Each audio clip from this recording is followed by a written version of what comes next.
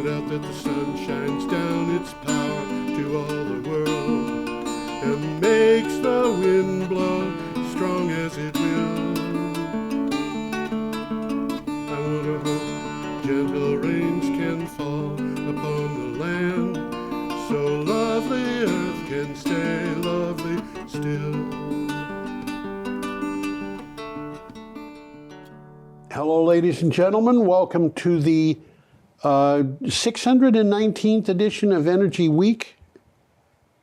Yeah, there we go. The 619th edition of Energy Week with George Harvey and Nancy Wolf. Hello. The incredible Nancy Wolf. Actually, she is credible, so. Okay. We are doing news aggregation relating to energy and climate change for the week of the 3rd of April 2025 to the 9th of April 2025. And, I always get confused. Even though I know better, I get confused. The 3rd of April to the 9th of April sounds like it should be 6 days, but it's 7. Yep. Because you're counting both ends. Anyway, the material that we're going to have on the show is taken from my blog, where I got it from news and put it on my blog. The blog is geoharvey.com. You can go to geoharvey.com and find the articles by clicking on the day of the week on the calendar, and but you can go down below on the if you can go down below, scroll down below on your screen where you're watching this.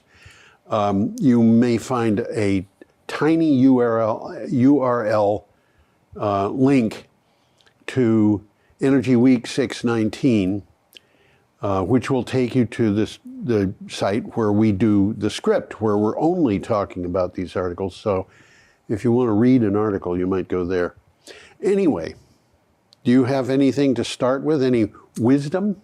I was going to ask you because it seems like it's less dramatic this week, this show this week. It is less dramatic than it was last week, yes. Yeah. Last week was kind of dramatic. Yeah. There was a lot going on. There's always a lot going on, but I felt less stressed doing the show this week. Good, yeah. Good. We're starting with this picture of a tidal turbine. This is I noticed that this is courtesy of Lloyd's Register. This is an insurance organization giving us this picture. Huh. This is Lloyd's of London. Oh.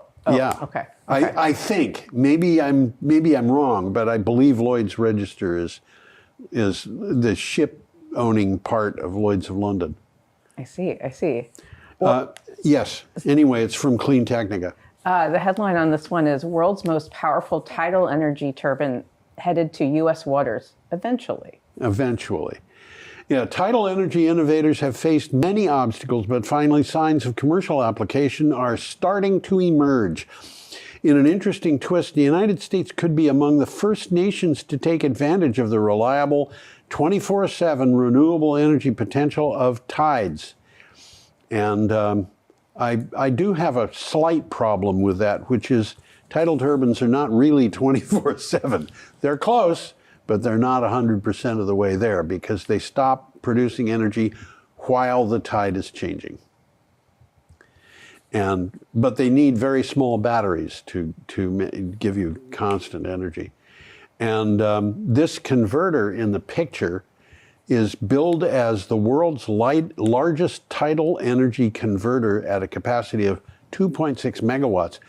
I'm not so sure about that because I remember people were building tidal turbines in the Bay of Fundy, and they would get ripped out of their moorings, ripped away from their moorings because the tide is so powerful there. You get huge tides there. But anyway, more? Power of the tides. Yeah. Okay, we're going on to the next one, which is from BBC. That one was from Clean Technica. This is from BBC. We have a picture. This picture, by the way, was taken underwater.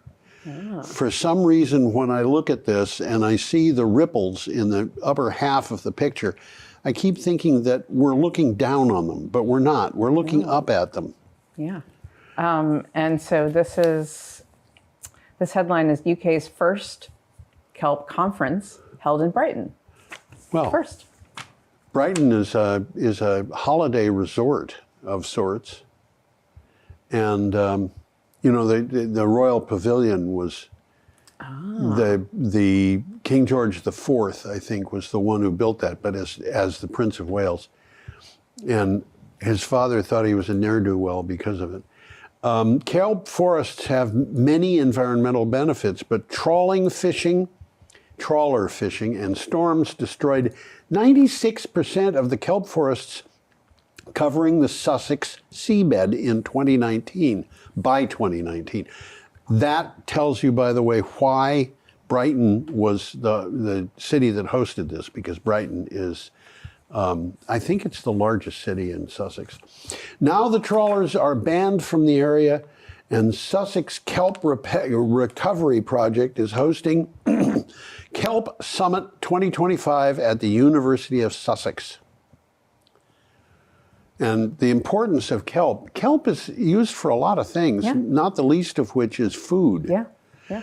But it is, a kelp forest is an important place for biodiversity. So if you've got these kelp forests, you've got all kinds of fish, you've got other sea life. It's biodiversity is an important thing. Yes, definitely. Okay. Very important. The article that is coming up next is from ABC News. Yeah, this was interesting. The headline on this one is Water Recycling Could Ease Shrinking of Colorado River, Report Finds. Yeah, that picture, by the way, is the Colorado River, and it's taken from the Hoover Dam. And it shows the bathtub ring, which is the exposed banks of the Colorado River that are exposed because the water level has dropped. Right. And if it drops a whole lot farther, they're not going to be able to take anything out of that reservoir, including the water that's used for as a source for electricity.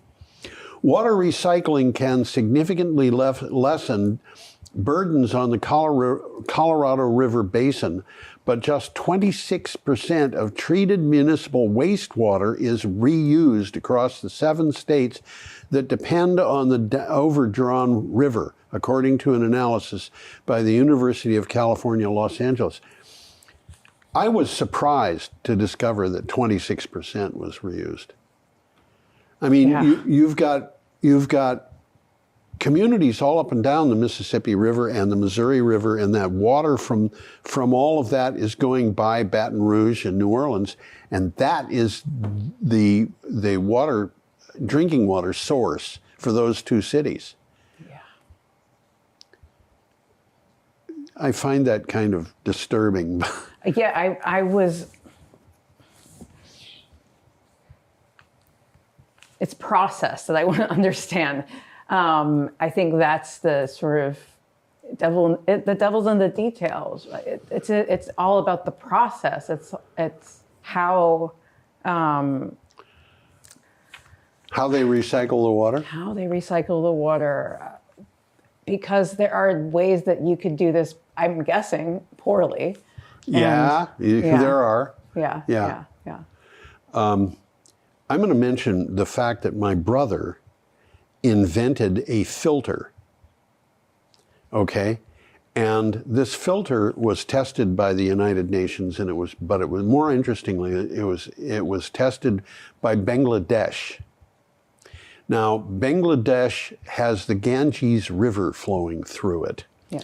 And you can't drink water from the Ganges River without filtering it and getting everything out that you can, and possibly treating it with chemicals and so forth.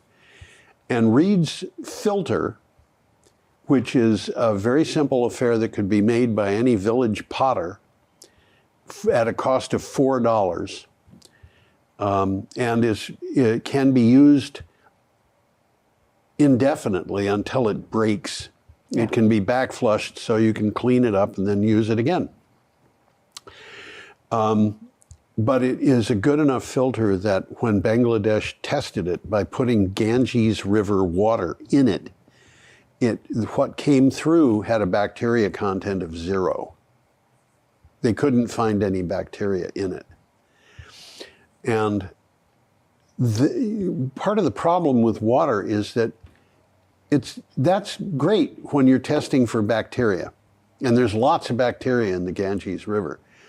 But if you're testing for something that's a toxic chemical that has dissolved, it's not going to stop that. So water processing is a problem. Yeah. Yeah. Okay. We are up to this. That's a nice picture. That's the rock piper. Yeah. So this is a headline from Renews, and this is Boskalis completes scour job for EA3. And you make perfect sense of that, don't you? It's the whole performer, you know. It's I'm just going to keep going. We'll see what we got. Boskalis completed a major, which is the name of a company, completed a major job in the North Sea for East Anglia 3 offshore wind farm. That's EA3. Rock Piper, the company's subsea rock installation vessel, who's ever heard of such a thing? Finished a key phase of work to support the development of the wind farm for Scottish Power Renewables, installing 95 rock berms for scour protection. Now, I don't know, I didn't actually count them, but I think East Anglia 3 probably has 95 wind tower foundations, and each of them got a berm.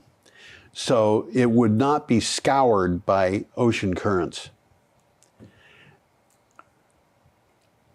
There's more to this than you might imagine, you know. A person might imagine. Yeah. Yeah. So should we go on? Yeah. Okay. I love this. Here's a picture of a bog. Well, yeah. Absolutely. So this is from the BBC. It's diggers move in to create new wetlands. Diggers are at work to turn 25 hectares, which is a hectare. A hectare is 100 acres. And an acre is an area that is, I think, 10 by 10 meters. But 25 hectares is 62 acres of land into wetland habitat in Cambridgeshire. The wetland will be at the Great Fen Nature Reserve as part of the Great Fen project. Eventually, channels will fill with water and help turn former arable fields into reed beds. And they're turning reed beds, grasslands, and ponds. They're turning farmland into reed beds, grasslands, and ponds because it's more valuable for those purposes than it is to keep it as farmland. Now, obviously, this is not highly productive farmland with extensive production, but that's what they're doing. This brings to mind, by the way, that King Charles III, when he was Prince Charles, Prince of Wales, he was also the Duke of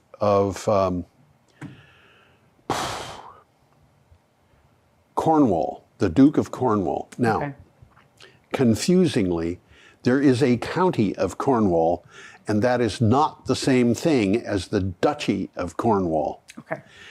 Most of the county of Cornwall is part of the Duchy of Cornwall, but a lot of Devon, I used to live in Devon, is part of the Duchy of Cornwall, and parts of the Duchy of Cornwall go all up the west coast of England. Now, King Charles is no longer the Duke of Cornwall. His son, who is the Prince of Wales, is the Duke of Cornwall. But as Duke of Cornwall, King Charles, as Prince, told his tenant farmers, that their farming had to be organic. And that was quite a shock to a lot of them.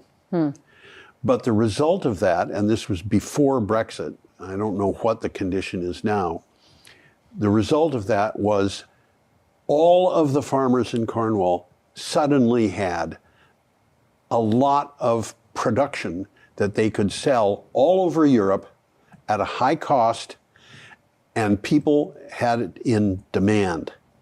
So that's what it is. This article, by the way, is from BBC. Yeah. I thought it was interesting to think of the changing landscape and how we can decide. And these are choices that we're it's just, it's fascinating. It is. And I should mention also, there have been a lot of studies of solar projects. Yeah. And the fact that you put a solar project in, it just sounds like such an easy thing in terms of the amount of work you've done and so forth. People may object to it if it's going on agricultural land or woodland or whatever. But putting solar in a lot of places radically increases the numbers of types of animals and plants that live there. Because many plants will live under the solar panels, and a lot of them are plants that bees and so forth, pollinators use. Okay, our next item is from Clean Technica, and we have a picture of a Volvo truck, a Volvo electric truck. Yeah, the headline here is Volvo spots big opportunity for electric trucks as Tesla semi lags. And I have come across more headlines involving Tesla lagging behind Volvo, BYD. I mean, just today, BYD introduced a new electric car. We've been hearing for years, literally, from Elon Musk about how Tesla was going to introduce a more affordable electric car. BYD introduced an electric car that is for sale now in China for $7,800. What is wrong here? There's something wrong here. Can we identify what it is? Not really anything that China has done. I would say that. Well, maybe China didn't do anything, and that was the important part of it. Yeah. We're doing things that don't benefit American people. Okay, in another sign of trouble looming for Tesla's semi-sales, Volvo Trucks introduced its Volvo on-demand, quote, truck as a service, end quote, plan to the United States. The subscription-based arrangement is aimed at accelerating the uptake of electric trucks by zeroing out upfront capital costs. And in essence, what they're doing is they're leasing, renting, however you want to look at it, trucks to people. And BYD did something very similar to this, where they said, oh, you want an electric school bus? Fine. We'll sell you an electric school bus. It'll cost $50,000. And you say, what? How can that be? And they say, we're not including the battery. Now, you don't have to buy the battery because we're leasing it to you. And the battery is going to be cheaper to lease and recharge than a gas or diesel oil powered school bus is to fuel. Yeah. So you get a much cheaper school bus, and it's much cheaper to run. How do you compete with that? Well, I don't think you can with a gas or diesel powered school bus. It's just the way it is. I mean, it's you're infiltrating the market. That's my comment. It's a smart way to infiltrate the market. You're just signing yourself in there. There you go. We're up to Saturday, April 5th. And we have a picture of a Rampion offshore wind farm. Yeah. And this is from Renews. So the headline here is UK gives RWE green light for a 1.2 gigawatt Rampion 2. UK Energy Secretary Ed Miliband has it's amazing to me. I know who Ed Miliband is. He doesn't know who I am, of course, but I know who he is. By the way, I met Rupert Murdoch, shook his hand. He shook my hand. I don't think he remembers me, but I remember him. I'd take it back if I could. Okay.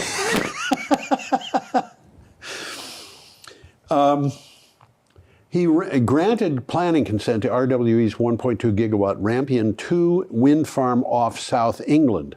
The 90 turbine array, 90 turbines is pretty big, an extension of the 400 megawatt Rampion project that has been online since 2018, will connect to the national grid at Bolney substation, and we all know where that is. It's in Sussex, right? Well, we were just talking about Sussex a minute ago. Yes. I've been in Sussex, I think. I am unaware of whether or not I've been in Sussex. I don't think so. Well, I used to live in Kent, and we moved from Kent to Devon, and doing that, you go through Sussex. Yeah. Not necessarily. You can avoid it. Okay, should we go on? Yeah, let's go on. Here we have a picture of wilderness of Oahu, and I will note, by the way, this is not total wilderness. There are farm fields, there's buildings in the lower right, but you know, there is a mountain there, and there's some wilderness at the bottom. Yeah. This is from BBC. So Hawaiian Islands freakosystems are a warning from the future. Oahu's lowland forests are now almost entirely devoid of plants and animals that grew there for millions of years before the arrival of human beings.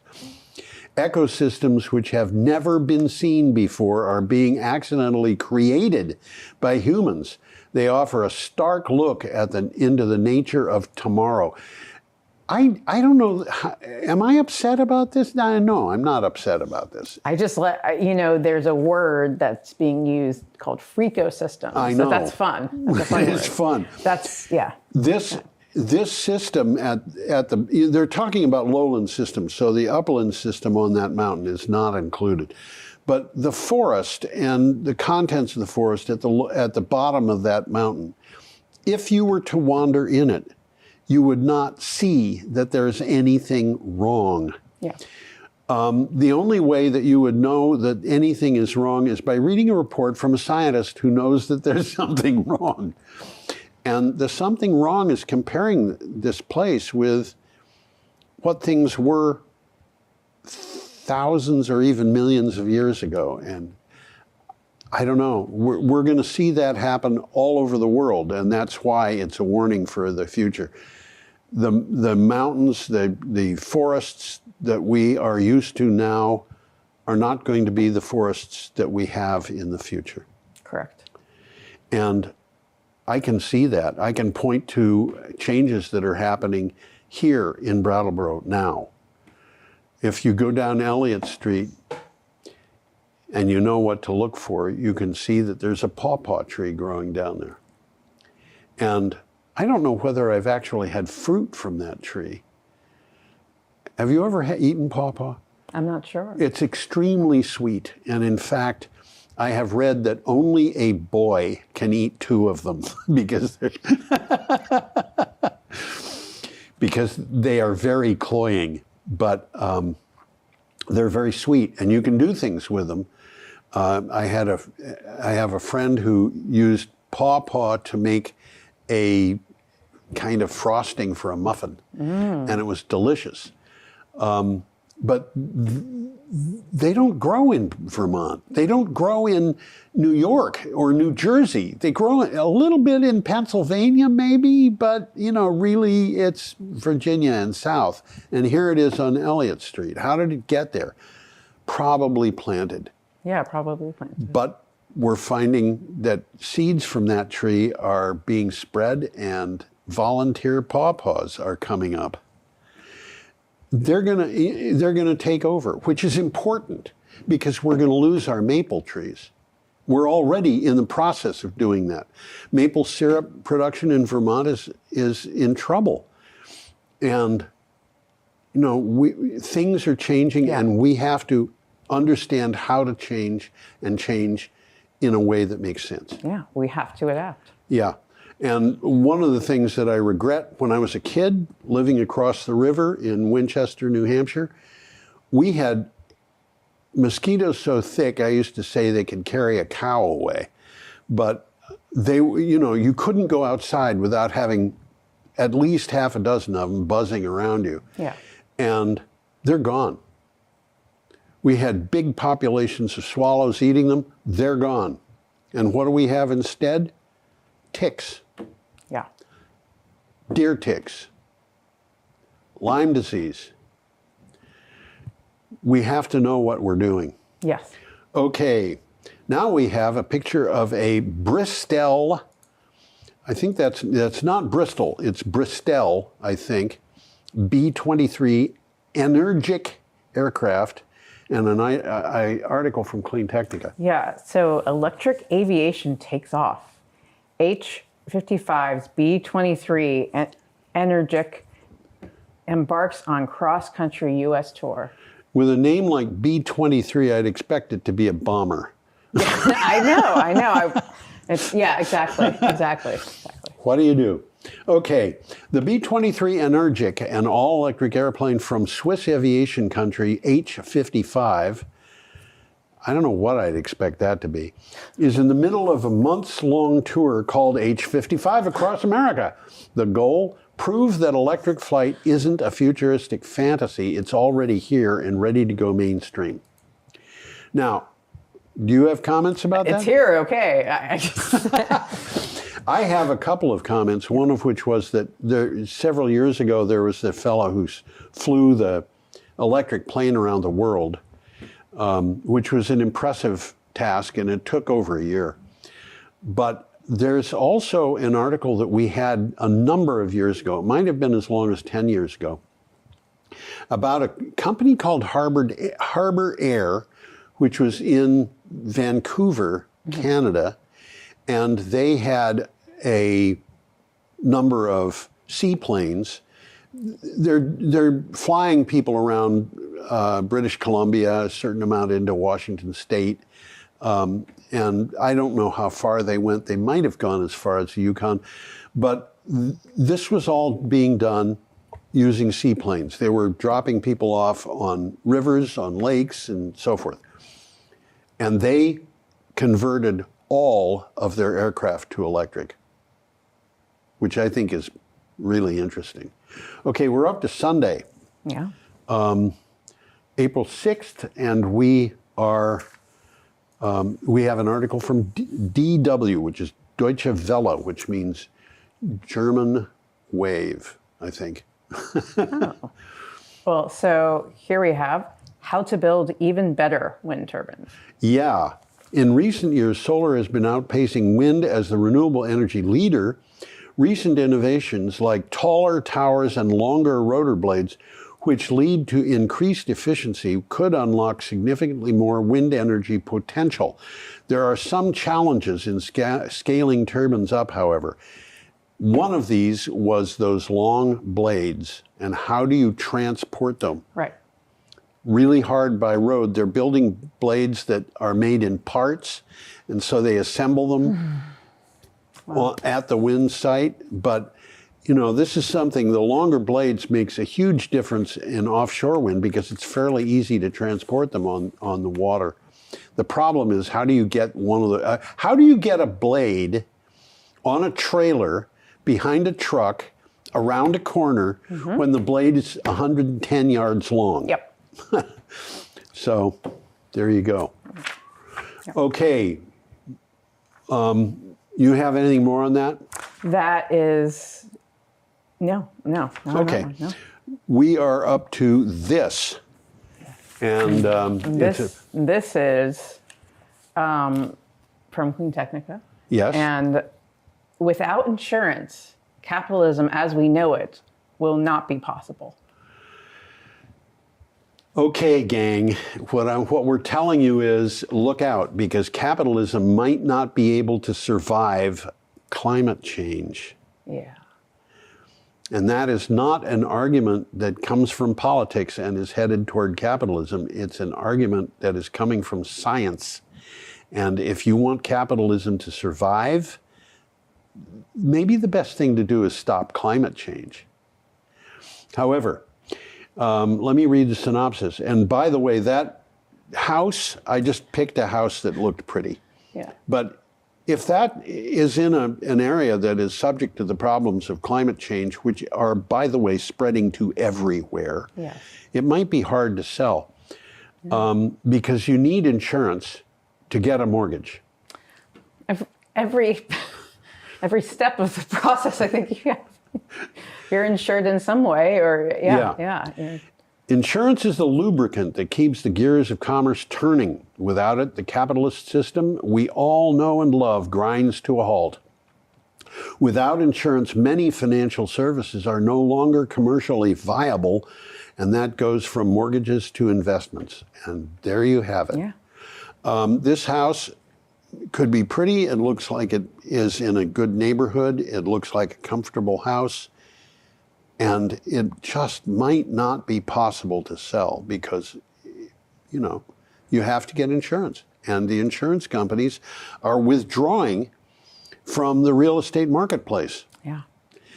And, you know, it reminds me of a friend of mine who went to Florida and was riding along the ocean with an uncle or family member.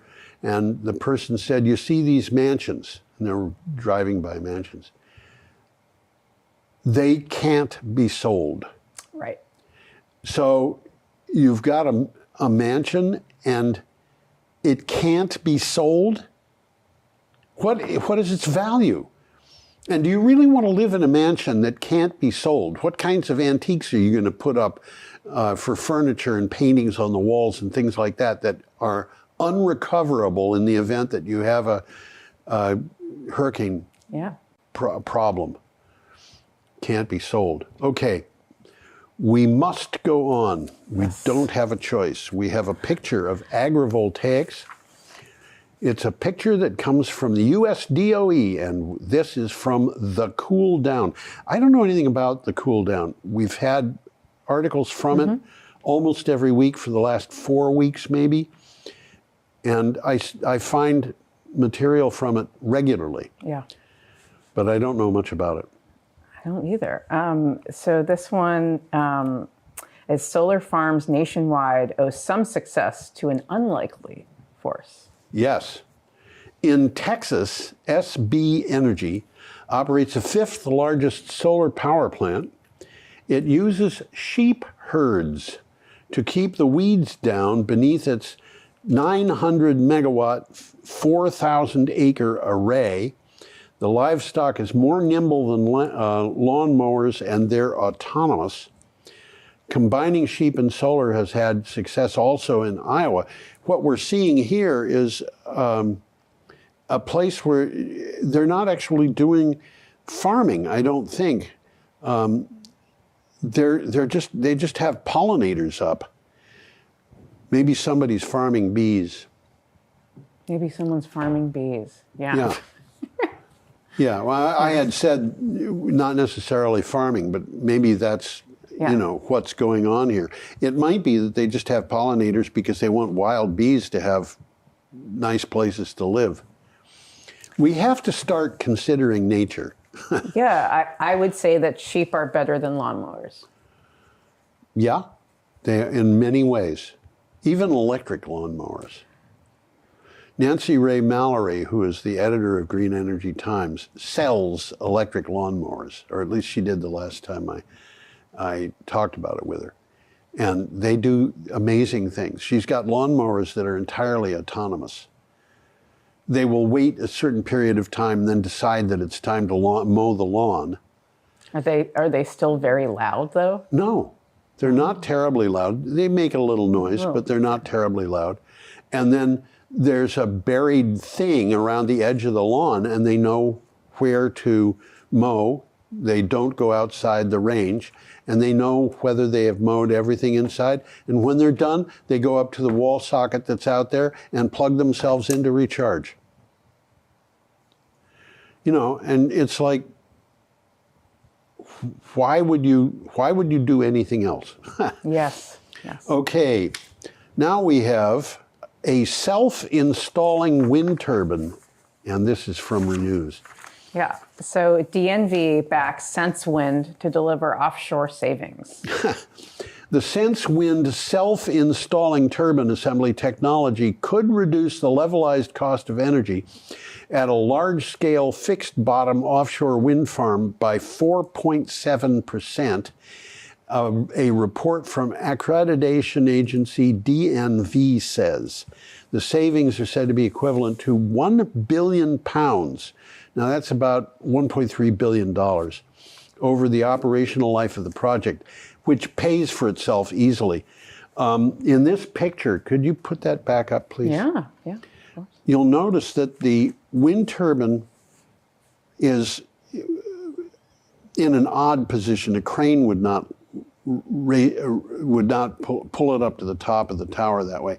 But you can see in the middle of the turbine nacelle, there's a round thing. Yes. That round thing is a hole, and when the turbine is brought up, it'll be tilted over the mast and basically just dropped in place.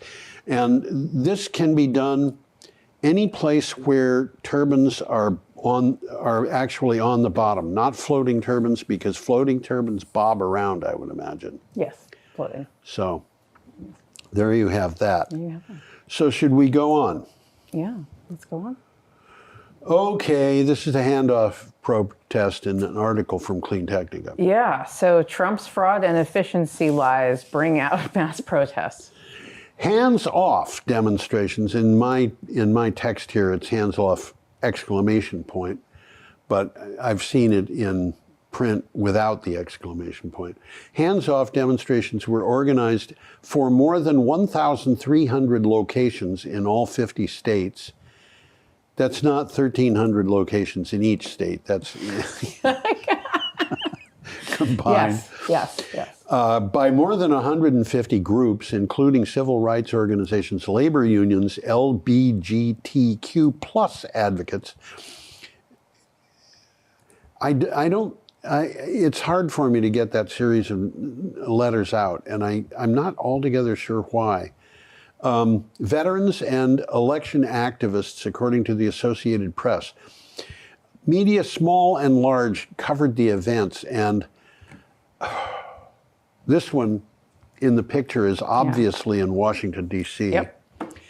And it looks to me like, for all the bragging about the number of people at his inauguration in 2016, Donald Trump didn't have a large part of the number of people in the picture. Right. Yeah. That's a lot of people. I think there were 100,000 people in there. It's a lot of people.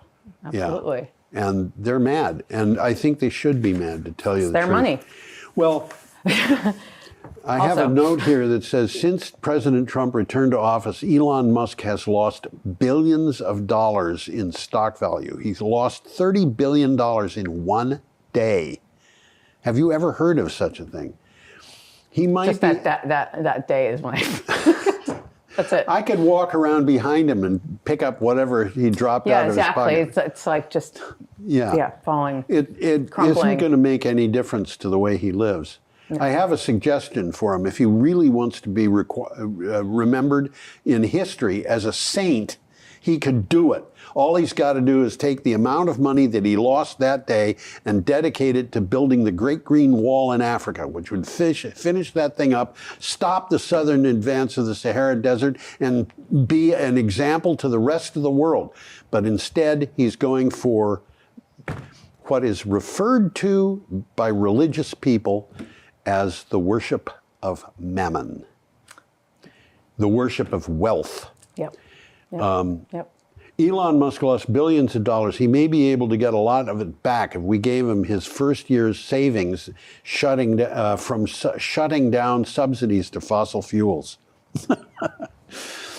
The amount of money that goes into subsidies, as acknowledged by the United States government as going into fossil fuels, is over 20 I have billion. comments for something later. I want to hear. Well, On a later one? On a later okay. one, yes. I look forward to it. Yes. Okay, our next item is agrivoltaics. Yes, construction starts on, this is from PV Magazine India. Construction starts on New Zealand's 280 gigawatt per hour agrivoltaic project. Yeah, that's gigawatt hour. Gigawatt hour. I did so well with the agrivoltaic that I just, Yeah, it just... people do that all the time. Don't feel bad about it. Gigawatts per hour is a unit that I've never heard actually used properly, but gigawatts per hour would represent the amount of energy capacity being installed. If I install another nuclear plant every hour, which is unimaginable, I would be installing 1 gigawatt per hour. Yeah. Gigawatt hour is the amount you get out of a gigawatt plant in an hour. So, First Renewables, a joint venture of Harmony Energy New Zealand and energy supplier Claris, is building the largest solar farm in the country, the 202 megawatt Tuhe Solar Park project. It will generate 280 gigawatt hours of electric energy every year, while it also serves as a sheep farm. Okay, what do you say to that? Yeah. So there's a theme here going on, which is that sheep are great. Sheep are great, and they're, combined with solar, but they're not the only thing. No, I mean, I would add here that we have heard all sorts of, when you're talking about toxic chemicals, you hear about animals eating the grass, the toxic grass. You hear about all goats, like goats eating the burn, like trying to solve, all these sorts of really problems that are completely, we've completely gotten ourselves into such trouble that we cannot solve our own problems at all whatsoever. And so we have to reinvent a natural. Let me tell you about an experiment that I had over the winter. As you know, we grow all kinds of weird trees and my trees that I brought inside this winter, because they won't survive outside, they're in pots, include, I think, 10 citrus trees, mostly limes of one type or another, but lemons and, and they include a couple of avocado trees and a couple of tea trees and, so forth.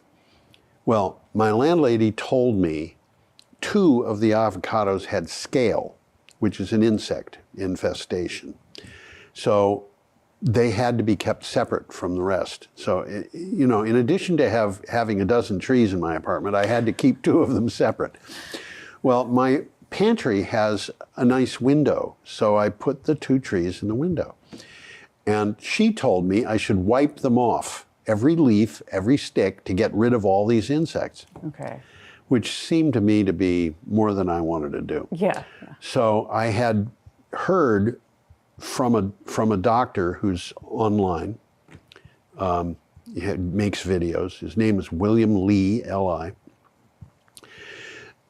His favorite drink is coffee. He says the number 4 is black tea, number 3 is green tea, number 2 is Earl Grey, but not black, but organic coffee is number 1. The reason is because it has high amounts of chlorogenic acid, which is anti-cancer. So I switched my coffee. I pay attention to organic, but I hadn't for coffee. I switched my coffee to organic. Pays a little bit more. But in my French press, I rinse it.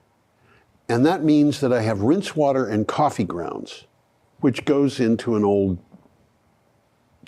quart container. And the coffee grounds settle out. And then I pour off the water. And I used that water on those trees that had scale. Other trees too, but specifically on them. They never got anything but that water all winter. And the water, which has chlorogenic acid in it, why does organic coffee have chlorogenic acid and other coffee not? It's simple, because other coffee gets insecticides. You can't do that with organic coffee. What does coffee do to fight off insect infestations? It produces chlorogenic acid, which means chlorogenic acid might just be very strongly anti-insect. My landlady looked at those plants last week. One scale bug was all she could find. And, you know, she was delighted. Wow. Yeah. You're talking about what we've lost. We lost that because we were paying attention to insecticides. Yeah. Yep. Okay. Too much. Yeah, a lot of attention to it. Yeah. Okay. Our next item is from Renews, and we have Ditte Ewell Jorgensen, I think. Yeah. Jorgensen. So, Wind Europe 2025 deal to boost energy security. There you go. The proposed clean industrial deal, that's an interesting idea, will boost Europe's energy security and industrial competitiveness while providing greater certainty for wind investments. Ditte Ewell Jorgensen, Director General for Energy at the European Commission, told delegates at Wind Europe Copenhagen. Now, I find this interesting. This deal is going to boost competitiveness. Yeah. You suppose we should tell the president? Okay.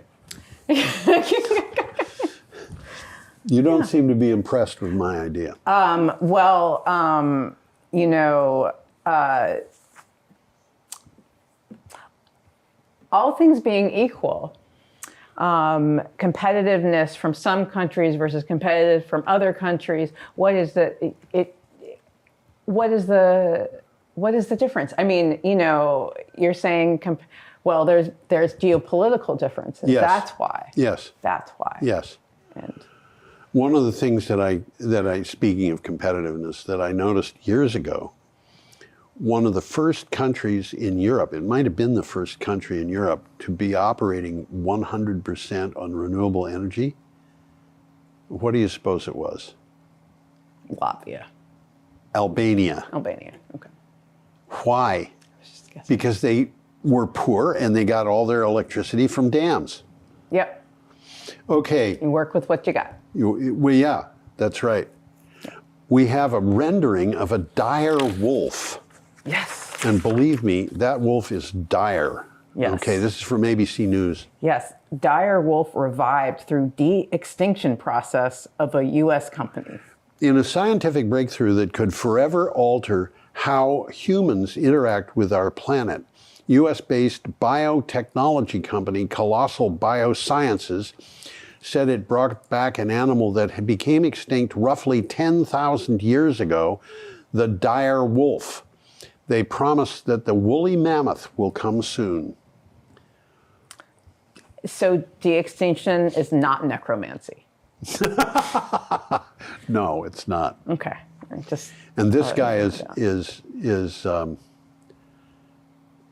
yeah. They were doing bioengineering here. Yes. And I don't know what the use of this is. Exactly. It is interesting to note Yes. this problem. Yes. But as we're going to lose a lot of animals to climate change, a lot of plants, and most of them are animals and plants that are in trouble which means they don't have large populations. Now, some of those are going to be, there's some of them that if they all died, I would mourn them. I don't think they're all going to die, but you know, I'm worried. And one of them is, as an example, is the monarch butterfly. But I don't know about dire wolves. Why do we need dire wolves? We don't.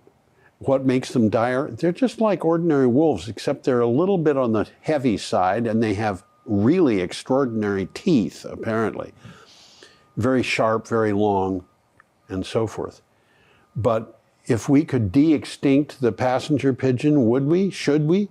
No, because the problem with passenger pigeons is they lost their habitat. There is no habitat for passenger pigeons anymore. Everything is in order. Their nesting strategy was to go find a place that was in excess of about 1.5 miles from the nearest clearing. Where do you find that in the eastern half of the United States? You don't. Well, there is an area in Maine, but they never lived in Maine. So they don't have a place to live. Well, but, you know, save the wolves. Yeah, I can understand the Saving of the wolves, but maybe not the de-extincting of the wolves. Yeah, I can understand how this could be important someday, and so I'm not saying they shouldn't work on it. Yeah. But it's not a big deal. Okay. We're behind schedule because I've been talking too much. This is from the Cool Down, and it's an article about Encore Renewable Energy, and that's basically local to us in New England. Right. So energy firm gets massive funding boost that could help lower household electric bills. A renewable energy company received a massive investment to help increase their business, enabling them to expand their solar energy and power and energy storage portfolio. Encore Renewable Energy secured $389 million from Brookfield Asset Management. Now that's a loan. It's not a gift, but you know, it gives them money to work on. Yeah. Okay, we're up to Wednesday, April 9th.